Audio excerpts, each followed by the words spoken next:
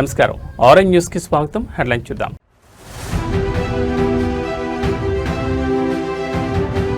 Bihar CM పదవికి నితీష్ కుమార్ రాజీనామా.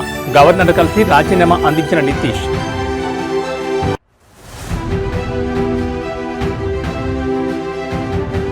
Saudi అరేబియాలో భారత యాత్రికుల బస్సుకు ప్రమాదం. డీజిల్ ట్యాంకర్ను ఢీకొనడంతో 42 మంది సజీవ దహనం.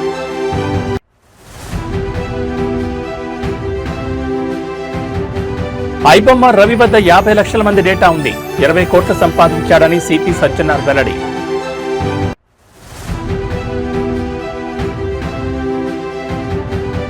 అల్లూరులో మరో ఆశ్రమ పాఠశాలలో ఫుడ్ పాయిజన్ బారిన పడిన 22 మంది బాలికలు.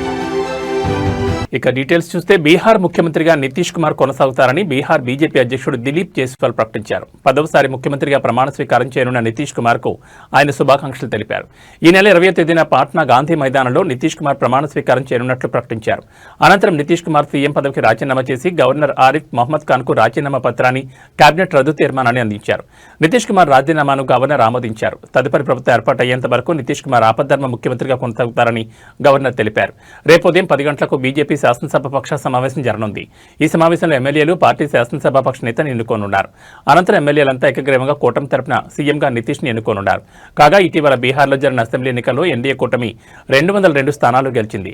ఈ ఎన్నికల్లో మహాగఠబంధన్ కూటమి ఘోర పరాజయాన్ని చవిచూసిన విషయం తెలిసిందే. బీజేపీకి గెలుపు అసాధ్యమనుకున్న అలీనగర్లో 25 ఏళ్ల మైథిలి ఠాకూర్ గెలవడం అందరినీ ఆశ్చర్యానికి గురిచేసింది.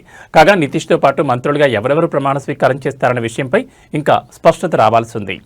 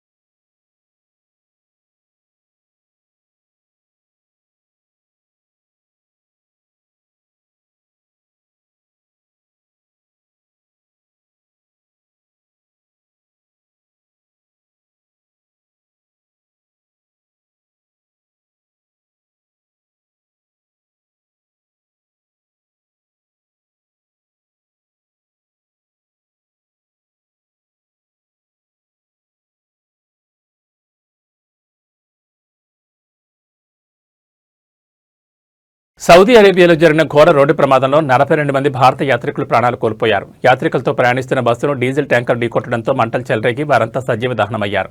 ఈ ఘటనలో మరణించిన వారిలో ఎక్కువ మంది హైదరాబాద్ నగరానికి చెందిన వారే ఉన్నట్లు ప్రాథమిక సమాచారం అందుతోంది. పవిత్ర మక్కా యాత్రను ముగించుకుని యాత్రికులు బస్సులో మదీనా నగరానికి బయలుదేరారు. ఈ క్రమంలో వారి బస్సును ఎదురుగా వస్తున్న డీజిల్ ట్యాంకర్ బలంగా ఢీకొట్టింది. దీంతో ఒక్కసారిగా మంటలు చెలరేగి బస్సు మొత్తం వ్యాపించాయి. ప్రమాద తీవ్రతకు బస్సులో ఉన్న ప్రయాణికులు బయటకు రాలేకపోయారు.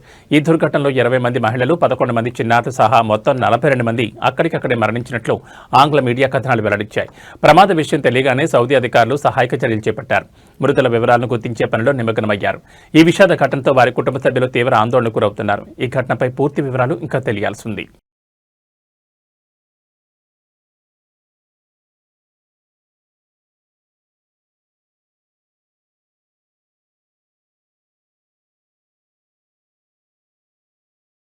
తెలుగు సినీ పరిశ్రమకు వేల కోట్ల నష్టం కలిగిస్తున్న ఐబొమ్మ పైరసీ వెబ్సైట్ కేసులో ప్రధాన సూత్రధారి ఇమ్మడి రవిని అరెస్ట్ చేసినట్లు హైదరాబాద్ నగర పోలీస్ కమిషనర్ సిపి సజ్జనార్ వెల్లడించారు. ఈ కేసులో ఆయన విస్తుపోయే నిజాలను మీడియా ముందుంచారు. ఈ రోజు కమాండ్ కంట్రోల్ సెంటర్లో చిరంజీవి, నాగార్జున, దర్శకుడు రాజమౌళి, నిర్మాత దిల్రాజ్ తదితరులు సిపి సజ్జనార్తో భేటీ అయ్యారు. ఐబొమ్మ నిర్వాహకుని పట్టుకున్నందుకు సైబర్ క్రైమ్ పోలీసులను వారు అభినందించారు. ఈ భేటీ అనంతరం సిపి సజ్జనార్ మీడియాతో మాట్లాడుతూ పైరసీ దేశవ్యాప్తంగా సినీ పరిశ్రమ దెబ్బతీస్తోందని ఆవేదన వ్యక్తం చేశారు. ప్రధాన సూత్రధారి ఇమ్మడి రవిని ఎట్టకేలకు అరెస్ట్ చేశాం. బాలీవుడ్, టాలీవుడ్ చెందిన వేలాది సినిమాలను ఇతను పైరసీ చేశాడు. పైరసీ ద్వారా సుమారు 20 కోట్లు సంపాదించినట్లు ఒప్పుకున్నాడు. అతని నుంచి 3 కోట్లు స్వాధీనం చేసుకున్నామని తెలిపారు. రవి వద్ద సుమారు 50 లక్షల మంది సబ్స్క్రైబర్ల డేటా ఉందని, ఈ డేటాను దుర్వినియోగం చేసే ప్రమాదం కూడా ఉందని సజ్జనార్ హెచ్చరించారు. పైరసీ వెబ్సైట్ల ముసుగులో బెట్టింగ్ యాప్లను కూడా ప్రమోట్ చేశారని, దీనివల్ల ఎంతో మంది యువకులు ప్రాణాలు తీసుకుని తల్లిదండ్రులకు కడుపుకోత మిగిల్చారని అన్నారు. ఒక వెబ్సైట్ను బ్లాక్ చేస్తే మరో దాన్ని సృష్టిస్తూ రవి మొత్తం 65 మిర్రర్ వెబ్సైట్లను నడిపినట్లు గుర్తించారు. ఇమ్మడి రవికి ముందు నుంచే నేర చరిత్ర ఉందని, మహారాష్ట్రలో ప్రహ్లాద్ పేరుతో నకిలీ డ్రైవింగ్ లైసెన్స్, పాన్ కార్డు సృష్టించాడని సజ్జనార్ తెలిపారు. కరేబియన్ దీవుల్లో పౌరసత్వం కూడా తీసుకున్నాడని, అమెరికా, నెదర్లాండ్స్లో సర్వర్లు ఏర్పాటు చేసి ఈ పైరసీ సామ్రాజ్యాన్ని నడిపాడని వివరించారు. ఈ కేసులో గతంలోనే దుద్దెల శివరాజ్, ప్రశాంత్ అనే ఇద్దరిని అరెస్ట్ చేశామని, రవిపై ఐటీ, కాపీరైట్ చట్టాల కింద మొత్తం 5 కేసులు నమోదు చేసినట్లు వెల్లడించారు. ఈ ఒక వెబ్సైట్ ఒకటి బ్లాక్ చేస్తే ఆయన మళ్ళీ ఇంకోటి మిర్రర్ చేస్తూ దాదాపు 65 మిర్రర్ వెబ్సైట్స్ ని ఆయన రన్ చేసేవాడు. ఆయన మొత్తం ఆయనని ఇన్వెస్టిగేట్ చేసిన తర్వాత ఆయన దగ్గర ఉన్న హార్డ్ డిస్క్ అంతా రికవర్ చేసిన తర్వాత దాదాపు 21,000 సినిమాస్ ఆయన హార్డ్ డిస్క్ లో పెట్టడం జరిగింది. మొత్తము పాత ఫిలిమ్స్ అయిన గాడ్ ఫాదర్ మీ అందరు కూడా తెలుసు, చారిత్రాత్మక ఐతిహాసిక ఫిలిం అయిన గాడ్ ఫాదర్ అంటే 1972లో ప్రొడ్యూస్ అయిన ఆ మూవీ నుంచి మొన్న వచ్చిన ఓజీ మూవీ దాకా కూడా ఆయన దగ్గర ఈ హార్డ్ డిస్క్ లో ఉండడం మనము చూశాను. మొత్తము బాలీవుడ్, టాలీవుడ్ అందరు కూడా ఈయన చాలా మూవీస్ ఆయన దగ్గర ఉంది. చాలా నష్టం జరుగుతుంది. అదేవిధంగా ఆయన ఇప్పటిదాకా 20 crores సంపాదన చేశారని చెప్పి ఆయన వెల్లడించారు. మనం దాంట్లో 3 కోట్ల రూపాయలు మనము సీజ్ చేయడం జరిగింది. అది ఇంకా మనం ఆయన ఫైనాన్షియల్ డీటెయిల్స్, ఆయన మనీ లాండరింగ్ ప్లస్ ఏం చేశారు, ఎక్కడెక్కడ చేశారు, ఈ ర్యాకెట్ లో మొత్తం ఏముందని తెలుసుకోవడానికి ఆయన పోలీస్ కస్టడీ కూడా మనం అడగడం జరిగింది. అది వచ్చిన తర్వాత కూడా ఇంకా మనము ఆయన దగ్గర ఉన్న విషయపైన మనం రాపట్టుకోవడానికి మా వంతు కృషి చేయడం జరుగుతుంది. మొత్తం ఈ కేసెస్ పైన కూడా, ఎందుకంటే ఇది ఇంటర్నేషనల్ లింక్స్ ఉంది, ఇంటర్నేషనల్ నుంచి అక్కడ వేరే దగ్గర నుంచి కూడా ఆయన ఆపరేట్ చేయడం జరుగుతుంది. సో ఆయన దగ్గర నుంచి కూడా మనము ఇన్ఫర్మేషన్ రాపట్టుకోవాలి. అందుకు మనము సిబిఐ మళ్ళీ ఎన్ఫోర్స్మెంట్ డైరెక్టర్ అధికారులను కూడా మనము అప్రమత్తం చేయడం జరుగుతుంది. అక్కడ కూడా మనం సేకరించిన ఇన్ఫర్మేషన్ పెట్టుకొని అంతా ఇప్పుడు ఆయన అక్కడ మహారాష్ట్రలో డ్రైవింగ్ లైసెన్స్ తీసుకున్నారు. ప్రహ్లాద్ కుమార్ వెల్లెల్లా అని చెప్పి ఆ పేరుతోనే ఆయన టేకన్ డ్రైవింగ్ లైసెన్స్, అదేవిధంగా పాన్ కార్డు కూడా అదే పేరుతోని తీసుకోవడం జరిగింది. ప్రహ్లాద్ కుమార్ వెల్లెల్లా, సన్ ఆఫ్ నరసింహ వెల్లెల్లా అని చెప్పి కూడా ఆయన ఈ లైసెన్సెస్, పాన్ కార్డ్స్ కూడా తీసుకోవడం జరిగింది. ఇక్కడ కూడా మన దగ్గర కూడా సేమ్ మన ఆంధ్రప్రదేశ్ ట్రాన్స్పోర్ట్ డిపార్ట్మెంట్ కూడా లైసెన్స్ తీసుకోవడం జరిగింది. సో ఇట్లానే ఫస్ట్ నుంచే ఆ క్రిమినల్ మెంట్ ఆఫ్ మైండ్ ఉండడంతోనే ఈ అంతా లోతుగా టెక్నాలజీ యూజ్ చేసుకుంటూ ఈ పైరసీ లో ఇన్వాల్వ్ కావడం జరిగింది. ఎప్పుడు పోలీస్ ఆనే వెంబడబడినారు, ఎప్పుడు ఫిలిం ఇండస్ట్రీ అప్రమత్త అయింది. ఆయన ఉన్న మన ఇండియన్ సిటిజన్షిప్ కూడా మనము ఆయన గివప్ చేసి ఆయన ఇప్పుడు ఈ Saint Kitts and navies country citizenship కూడా తీసుకున్నారు.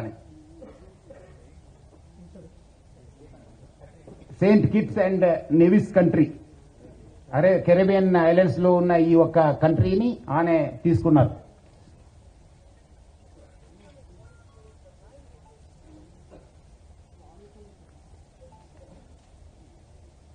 అదేవిధంగా ఆయన అక్కడ ఫ్రాన్స్ లో ఉంటూ మొత్తము Netherlands, Switzerland, USA, Thailand, France, Dubai లో బాగా తిరిగేవాళ్ళు.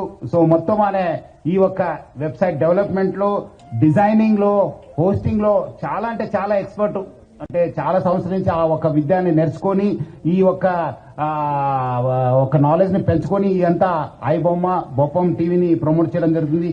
2019 నుంచి ఈ ఐబొమ్మ వెబ్సైట్ ని స్టార్ట్ చేసి మొత్తం అనే సర్వర్స్ అంతా అమెరికా, స్విట్జర్లాండ్స్ లో పెట్టడం జరుగుతుంది, నెదర్లాండ్స్ లో పెట్టడం జరుగుతుంది.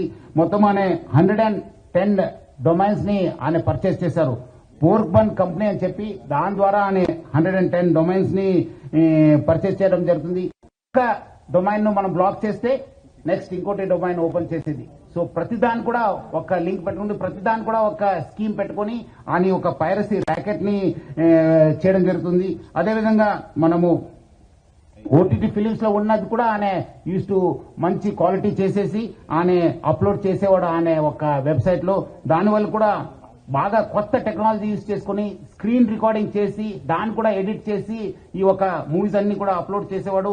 అదేవిధంగా కొత్త మూవీస్ కూడా సీక్రెట్ కెమెరాస్ పెట్టి టెక్నాలజీ యూజ్ చేసి కొంచెం హై ఎండ్ టెక్నాలజీ యూజ్ చేసి కూడా ఆయన రిలీజ్ చేసేవాళ్ళు. ఇదంతా కూడా ఆయన ఒక జూబ్లీహిల్స్ ఎన్నికల్లో బీఆర్ఎస్ ఓటమి తర్వాత కవిత చేసిన వ్యాఖ్యలపై ఆ పార్టీ నేతలు ఒక్కొక్కరుగా స్పందిస్తున్నారు. కవిత టార్గెట్ గా విమర్శలు, ఆరోపణలు చేస్తున్నారు. తాజాగా బీఆర్ఎస్ ఎమ్మెల్యే కేపీ వివేకానంద సంచలన వ్యాఖ్యలు చేశారు. కవితకు గత 10 ఏళ్లలో ఎంపీగా, ఎమ్మెల్సీగా పదవులు అనుభవించినప్పుడు కనిపించని సమస్యలు ఇప్పుడే కనిపిస్తున్నాయని ప్రశ్నించారు. ఆమె ఎవరిని సంతోషపెట్టడానికి, ఎవరికి ప్రయోజనం కలిగించడానికి, ఏ పార్టీకి లాభం చేకూర్చడానికి ఇలాంటి వ్యాఖ్యలు చేస్తున్నారని అడిగారు. జూబ్లీహిల్స్ ఫలితాల తర్వాత వ్యంగ్యంగా కామెంట్లు చేయడం, కృష్ణార్జున్లు అంటూ సెటైర్లు వేయడం ఎవరిని సంతోషపెట్టడానికని ప్రశ్నించారు. కవిత కాంగ్రెస్ పార్టీ ట్రాప్లో పడ్డారని ఆరోపించారు. మరి ఎన్నికల్లో ఫలితాలు వచ్చిన తర్వాత ఈ రకమైన విశ్లేషణ చేసి మమ్మల్ని దూషించడం, మమ్మల్ని తప్పుపట్టడం, కృష్ణార్జునులు అని చెప్పి ఒకరిపైన ఒకరిని వ్యంగ్యాస్త్రాలు చేసి సెటైర్లు వేసి ఎవరిని సంతోషపెట్టడానికి కాంగ్రెస్ పార్టీ ఒక నెరేటివ్ లో ఒక ట్రాప్ లో పడ్డదని చెప్పి స్పష్టంగా ప్రజలందరూ కూడా నమ్ముతా ఉన్నారు. ఆశ్చర్యం అంటే ఆశ్చర్యం కలుగుతా ఉన్నది, ఆశ్చర్యాన్ని కలిగిస్తా ఉన్నాయి. అసలు 10 సంవత్సరాల కాలం పాటు వారు ఎంపీగా, ఎమ్మెల్సీగా మరి పదవిలో ఉన్నప్పుడు కనబడే తప్పులు ఈరోజు ఎందుకు కనిపిస్తున్నాయి అని ఒక ప్రశ్న తెలంగాణ సమాజం అందరి మనసులో ఉత్పన్నమవుతామన్న సంగతి నేను సందర్భం గుర్తు చేస్తా ఉన్నాను. వారు ఎవరికి సంతోషపెట్టడానికి, ఎవరికి ప్రయోజనం కలిగించడానికి, ఏ పార్టీకి లాభం చేకూర్చడానికి ఈ వ్యాఖ్యలు చేస్తుందో ఒక్కసారి కవితక్క గారు ఆత్మవిమర్శ చేసుకోవాల్సిన అవసరం ఉందని చెప్పేసి ఈరోజు బీఆర్ఎస్ పార్టీ అభిప్రాయపడుతూ ఉన్నది. ఆంధ్రప్రదేశ్ రాష్ట్రంలోని రైతులకు శుభవార్త. అన్నదాత సుఖీభవ మరియు పీఎం కిసాన్ పథకాల 2వ విడత నిధుల విడుదలకు సిద్ధమైంది ప్రభుత్వం. ఈ నిధుల విడుదలపై రాష్ట్ర వ్యవసాయ శాఖ చర్యలు వేగవంతం చేసింది. ఈ నేపథ్యంలో వ్యవసాయ శాఖ మంత్రి అచ్చెన్నాయుడు అధికారులతో సమీక్ష నిర్వహించారు. టెలికాన్ఫరెన్స్ ద్వారా వ్యవసాయ శాఖ ముఖ్య కార్యదర్శి, డైరెక్టర్, అన్ని జిల్లాల వ్యవసాయ శాఖ జేడీలకు మంత్రి మార్గదర్శకాలు జారీ చేశారు. ఈ నెల 19వ తేదీన అన్నదాత సుఖీభవ పథకం నిధులు విడుదల చేయనున్నారు. అదే రోజున పీఎం కిసాన్ పథకం కింద కేంద్ర ప్రభుత్వం కూడా రైతుల ఖాతాల్లో నిధులు జమ చేయనుంది. వైఎస్ఆర్ జిల్లా కమలాపురం నియోజకవర్గంలో ముఖ్యమంత్రి నారా చంద్రబాబు నాయుడు ఆధ్వర్యంలో కార్యక్రమం నిర్వహించనున్నారు. ఇక సమీక్షా సమావేశంలో మంత్రి అచ్చెన్నాయుడు కీలక నిర్ణయాలు తీసుకున్నారు. చనిపోయిన రైతుల వారసులకు డెత్ మ్యూటేషన్ చేసి పథకం వర్తించేలా చర్యలు తీసుకుంటున్నారు. ఎన్పీసీఏలో ఇన్యాక్టివ్గా ఉన్న ఖాతాలను యాక్టివేట్ చేయాలని ఆదేశాలిచ్చారు. అర్హత ఉన్న రైతులు సులభంగా రిజిస్టర్ చేసుకునేలా ఆన్లైన్ వ్యవస్థను సింప్లిఫై చేయాలని సూచించారు. ఈ విడతలో మొత్తం లబ్ధిదారుల సంఖ్య 46,62,904 మంది రైతులుగా ఉంది. రైతులకు జమ అయ్యే మొత్తం 7,000, ఇందులో రాష్ట్ర ప్రభుత్వం 5,000, కేంద్ర ప్రభుత్వం 2,000 చొప్పున జమ చేయనున్నారు. 2 పథకాల కింద విడుదలయ్యే మొత్తం నిధులు 3,77,77 కోట్లు. ఇక రాష్ట్ర ఆర్థిక వ్యవస్థకు రైతు బలం. అర్హులైన ప్రతి రైతుకు పథకం లబ్ధి అందేలా అధికారులు సమగ్ర ప్రణాళికతో పనిచేయాలని అని అధికారులను ఆదేశించారు మంత్రి అచ్చెన్నాయుడు.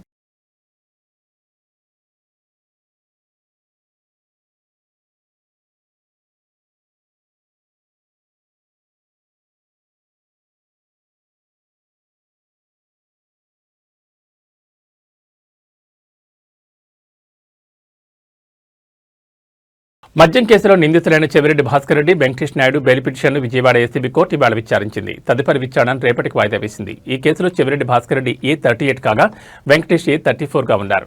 గత ఎన్నికల సమయంలో మద్యం ముడుపుల సొమ్మును ఓటర్లకు పంచారనే ఆరోపణతో వీరిపై కేసు నమోదైంది. ప్రస్తుతం నిందితులు విజయవాడ జిల్లా జైల్లో జ్యుడిషియల్ రిమాండ్ ఖైదీలుగా ఉన్నారు. గతంలో కూడా పలుమార్లు బెయిల్ కోసం నిందితులు ప్రయత్నించినప్పటికీ కోర్టు వాటిని తిరస్కరించింది. దీంతో మరోసారి నిందితులు బెయిల్ కోసం పిటిషన్ దాఖలు చేశారు.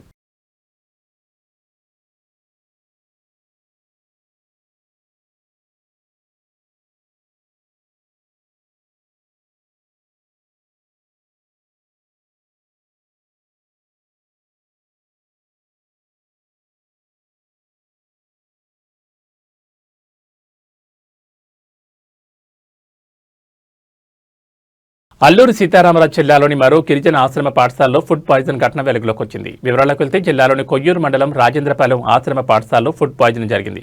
దీనివల్ల అక్కడ ఉంటున్న 22 మంది బాలికలు బాధితులుగా మారారు. వాంతులు విరేచనాలతో బాధపడ్డారు. వారిని పాఠశాల సిబ్బంది చికిత్స నిమిత్తం ఆసుపత్రికి తరలించారు. ఆసుపత్రిలో వైద్యులు వారికి చికిత్సను అందిస్తున్నారు. ప్రస్తుతం విద్యార్థుల ఆరోగ్యం నిలకడగానే ఉందని అధికారులు తెలిపారు. ఘటనపై విచారణకు ఆదేశించారు. అయితే నవంబర్ 13న అల్లూరు సీతారామరాజు జిల్లాలోని చీకేవీధి మండలం జర్రెల గిరిజన ఆశ్రమ పాఠశాలలో ఫుడ్ పాయిజన్ ఘటన జరిగింది. రాత్రి భోజనం తర్వాత విద్యార్థులు వాంతులు కడుపు నొప్పితో విలవెల్లాడారు. 29 మంది విద్యార్థులకు సీరియస్ కావడంతో తక్షణమే వారిని స్థానిక ఆసుపత్రికి తరలించి చికిత్స అందించారు.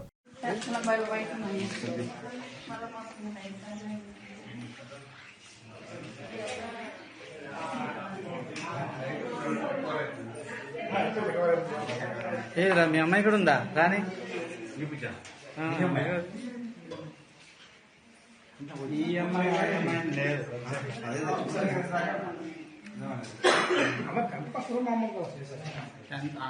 అందరూ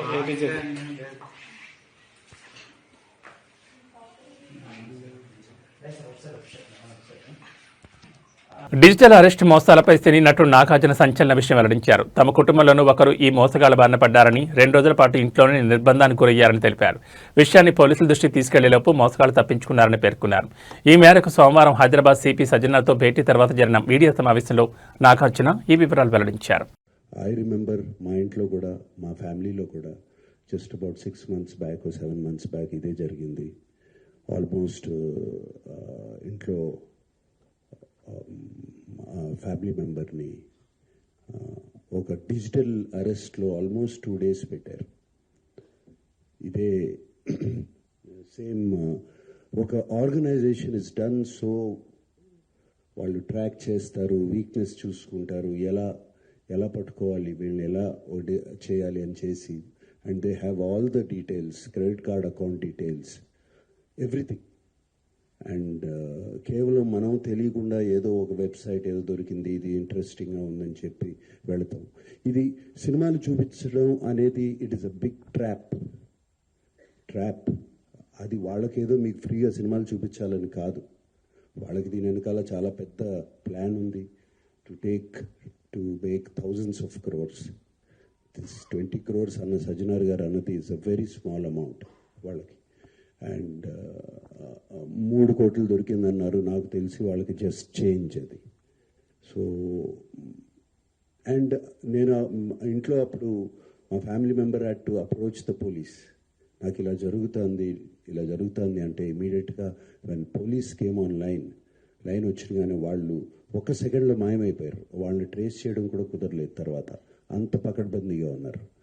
సో తిరుమల శ్రీ వెంకటేశ్వర స్వామివారిని మెగా హీరో సాయి ధరమ్ తేజ్ దర్శించుకున్నారు. ఇవాళ ఉదయం వీఐపీ బ్రేక్ సమయంలో ఆయన శ్రీవారి సేవలో పాల్గొని మొక్కులు తీర్చుకున్నారు.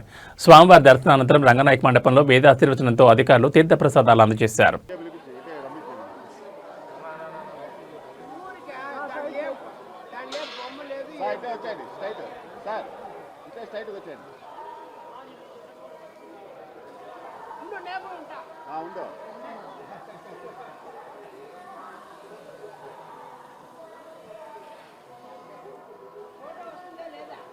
ఫోటో వస్తుంది, మీకు లేట్గా వస్తుంది.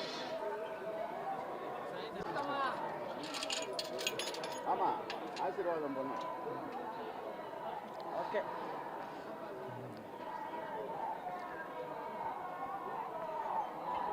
చూసుకుందా.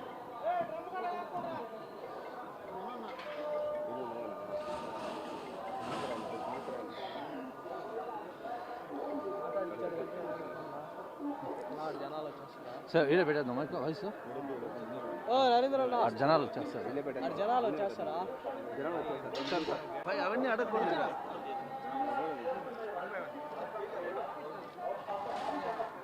బాబా మీరంతా కొద్దిగా జరిగితే నేను తీసుకుంటాను. ఏం మోహన్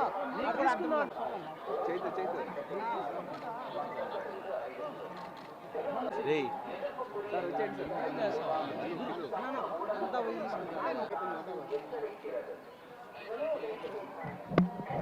వచ్చేయండి వచ్చేయండి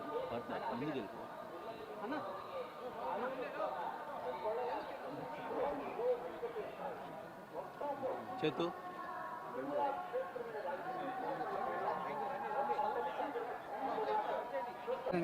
ఓకే సార్, మీరు కొంచెం సైడ్ రండి సార్.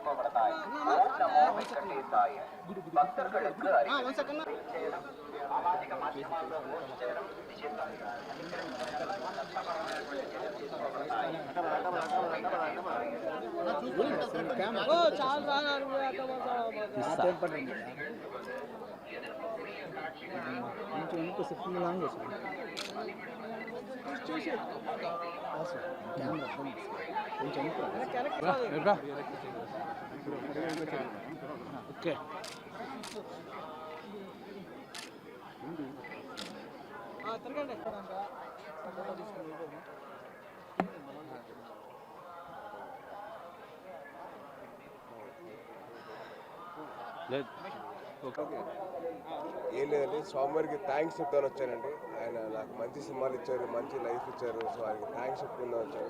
ఆయనకి కృతజ్ఞత చెప్పుకొని మళ్ళీ మాకు మంచి జీవితం రావాలి అండ్ అలాగే కొత్త సంవత్సరం వస్తుంది. సో ఆయనకి బ్లెస్సింగ్స్ తీసుకుందాం వచ్చానండి. Thank you. నెక్స్ట్ ఇయర్ సంబర్లో ఏటిగట్టు సినిమా వస్తుందండి. దాంతో నెక్స్ట్ ఇయర్ ఉంటుంది కదండి. అదే నెక్స్ట్ ఇయర్ ఉంటుందండి. నెక్స్ట్ ఇయర్ కలియుగ ప్రత్యక్ష దైవం తిరుమల శ్రీ వెంకటేశ్వర స్వామివారిని ప్రేమంటే మూవీ టీం దర్శించుకున్నారు. వీఐపీ విరామ సమయంలో స్వామివారి సేవలో పాల్గొని మొక్కులు చెల్లించుకున్నారు. దర్శనానంతరం వీరికి రంగనాయకుల మండపంలో వేద పండితులు వేదాశీర్వచనం అందించగా ఆలయ అధికారులు తీర్థప్రసాదాలు అందించారు. సార్ ఇద్దరు పక్క పక్కన వచ్చాయండి. మేడం మీరు పక్క పక్కన వచ్చాయండి.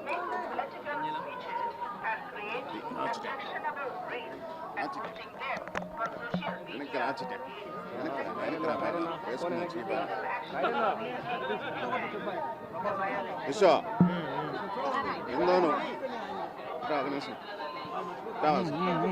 అది వేసుకు ఇప్పుడే.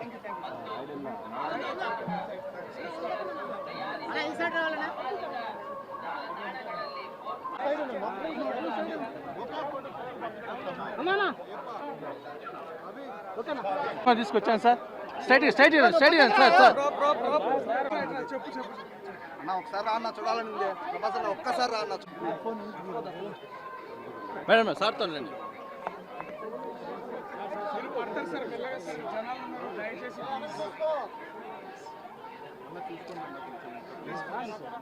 మాకు అలవాటే, మీరు రండి నాకు సార్.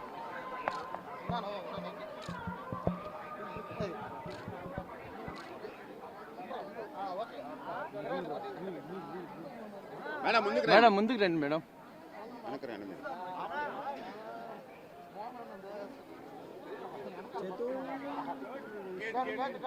తీమని చెప్పు.